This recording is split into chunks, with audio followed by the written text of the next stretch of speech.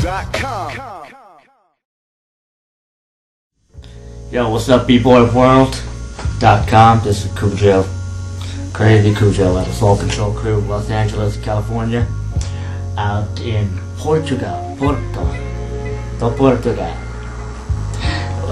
We have just come from the Euro Battle 2006. We're just chilling in Berlin's room. and yeah.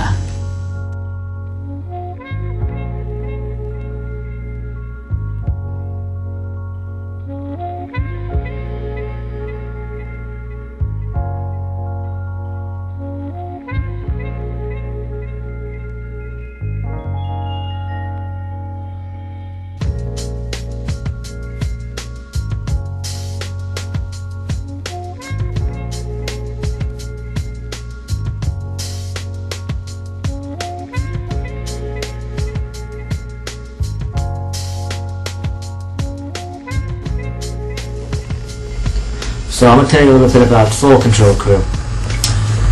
We started our crew in about December 1995. It was myself and Bobak that made the agreement to start the crew. We at first, we were two separate crews at first. I was in a group called Floor Control, Bobak and the others were in a group called Soul Swift.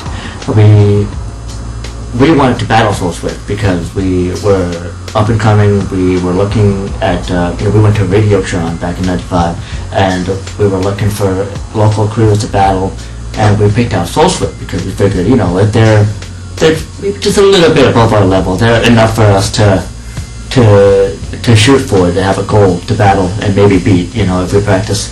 And so we let them know,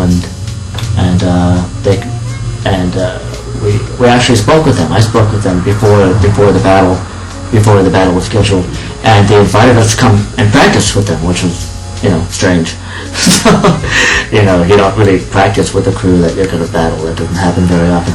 But we went to practice with them, and we hit it off because we had a similar ways of thinking. We like to do things that were very different, very unique, and be creative and not do the standard moves, So Bobak and I, at first, really talked about doing this, and jokingly said, "Hey, why don't we just link up?" I said, "Yeah, why don't we call it Soul Control?" It was totally a joke.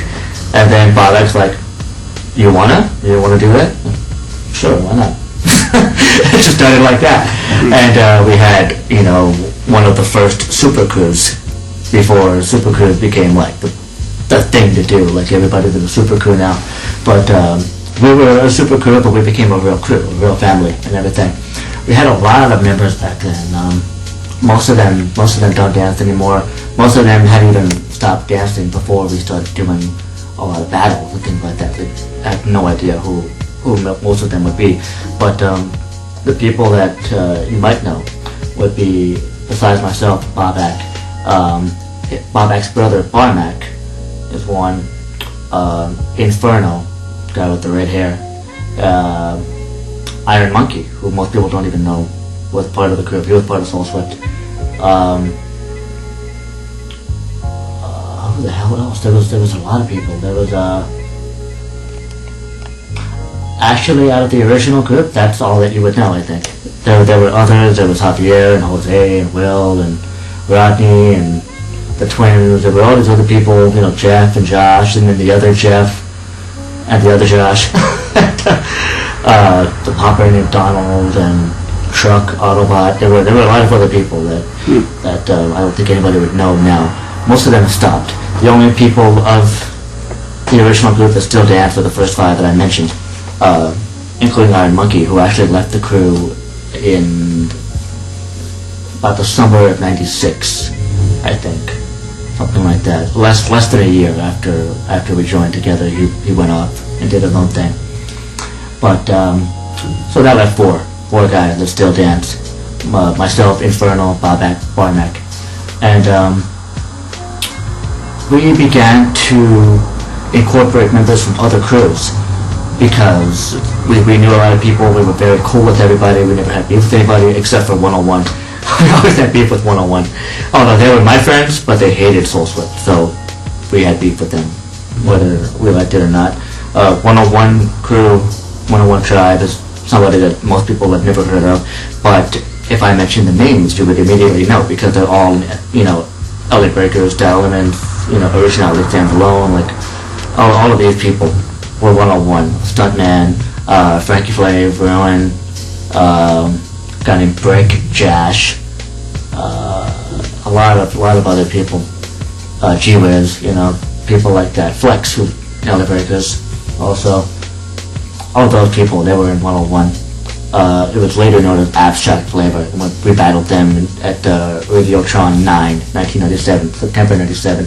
That was our first big battle in California, at least, and everyone became the Radiotron champions. Before that, though, our first battle that we entered together as a crew was another Radiotron 4, in 1996.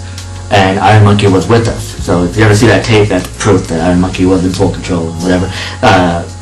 And the only reason I say that is because I love Iron Monkey, but usually he says, if you ask him, he'll say that, no, I was never in full control.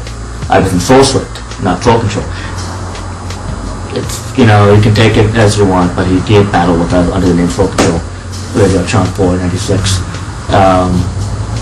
That was our first battle. We lost. We got second place to X-Men, who were no longer around. Spidey was part of X-Men. Also Manny from Renegades, Man 1 from Renegades. They were in X-Men. Spidey left X-Men and joined Soul Control. And he was the first of many people to start leaving other crews and start joining us. Chase was a guy that left another crew called Groove Troop and joined us. He was another power kid. Little Richard, I think he was in Lunacy, another local LA crew before he came to Soul Control. And then Mega Man. Mega Man was a second generation member of Rock Force crew who had a big falling out with Polsky and everybody else in Rock Force. They're cool now, of course, this is a long time ago, but they had their falling out. He came and joined us because we gave him so much love, and vice versa. And then other people came, like we got Charles from Climax crew in Fresno, and through Charles we got several other people from Climax, like Pablo, Eric, Marcio, and Rudy, who was our popper as well. And that's the crew as it stands now. All those members that I just mentioned, myself, Inferno, Barnack, not Chase, he left, Mega Man, and then Charles. Pablo has passed away, so he's not around anymore. But Charles, Eric, Marcio, Rudy, about 9 people. 9 people that actually still dance. Still a good sized crew, I think. But as far as battles and things like that, Radiotron, those 2 Radiotrons, as I said, those got us started. Right after Radiotron 9, which was in 97, there was the first freestyle session and in San Diego, and we battled Abstract Flavor again, and that was what helped us start to get out a little bit more, get our name out outside of California a little bit, because freestyle session back then it wasn't a big jam. It was a very small thing in San Diego, but the video did get out. It was sold all over the world and everything. So that started to get our name out there a little bit. Around the same time, December 97, I did the Run DMC video, Jason Evans, just like that and all that. And that helped to get me out there with the air track and everything. And shortly after that, Freestyle Session 2, which was February 98, I believe. And that was when we called out a Japanese crew called Guru Guru Ibaraki, which are also known as Kaiten Club Breakers. They're mostly a locking crew, really good locking crew, but they had some very good power b-boys and everything. But they're a Japanese crew, and we knew they were coming to freestyle session, so we told Cross, hey, let them know we want to battle, because we want to get our name out there. We want to call out crews from other countries, so that they go back to their country, they talk about Soul Control, who smacked them around, and so I was injured. I didn't battle. I'm not on the tape, but my crew was there. It was Charles' first time battling with us, and there was some interesting stuff in this battle. Mega Man came out and did the first ever air flare into halos, which was just not heard of. That was not possible. That didn't happen because at that time the only thing that you had happening was air flare to windmill. So if we rewind a little bit, we go back to Radiotron 9, 1997. There were a couple of other firsts. That are on video anyway.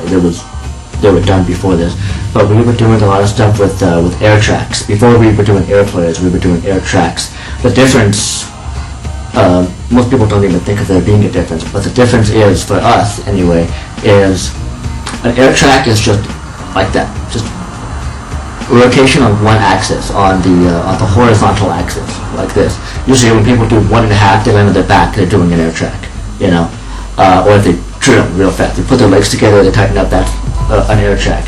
But we used to do just one and catch it into like a windmill or something like that.